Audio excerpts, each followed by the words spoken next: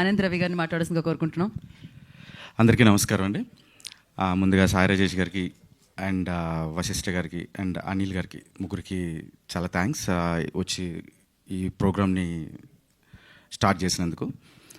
And ఫిల్మ్కి Gupta గారికి first thanks చెప్పాలి. ఎందుకంటే నెపోలియన్ తర్వాత ఆయన వెస్ట్రన్ ఫుడ్ అండ్ పాప్కార్న్ తీశారు, నేను ఇండియన్ ఫుడ్ అండ్ కొరమీన్ తీసా.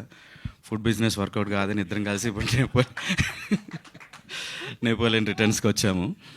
అండ్ నా సిచ్యువేషన్లో చెప్పాలంటే ఒక చిన్న కథ ఉందండి. పరమానంద శిష్యుల కథ ఒకటి ఉంటుంది. ఒక ఇద్దరు కలిసి గారెలు తింటుంటే మూడోవాడు వచ్చి ఆకలేస్తుంది అంటే సరే అని ఒక గారిస్తారు.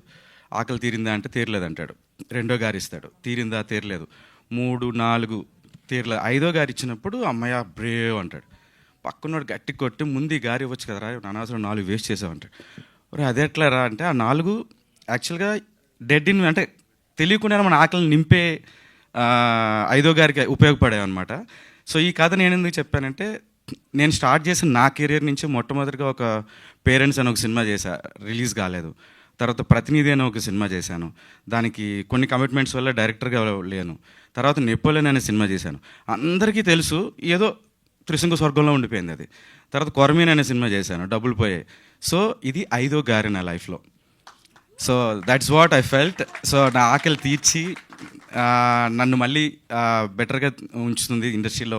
ఎందుకంటే అందరం వెతికేది సక్సెస్ కోసమే, దానికోసం ఇక్కడికి వస్తాం. ఇండస్ట్రీలో అందరికీ పేర్లు తెలుస్తాయి, కానీ సక్సెస్ అనేది వేరే లెవెల్లో తీసుకెళ్తుంది. సో ఈ నెపోలియన్ రిటర్న్స్ అనేది నాకు అలాగే ఉంటుందని నేను ఎక్స్పెక్ట్ చేస్తున్నా. అండ్ దీనికి సపోర్టివ్గా వచ్చిన మా ఫ్రెండ్స్ ముగ్గురికి రియల్లీ ఐఎమ్ సో హ్యాపీ. ముగ్గురికి thank you so much. And నా ఫిల్మ్లో ఇంకా పనిచేసిన వాళ్ళు, టెక్నీషియన్స్ అందరికీ థ్యాంక్స్. బట్ నెక్స్ట్ వాటిలో ఇంకొంచెం క్లారిటీగా మాట్లాడతాను. Thank you so much. Thank you so much. Napoleon returns పోయిన డబ్బులన్నీ రిటర్న్ చేసి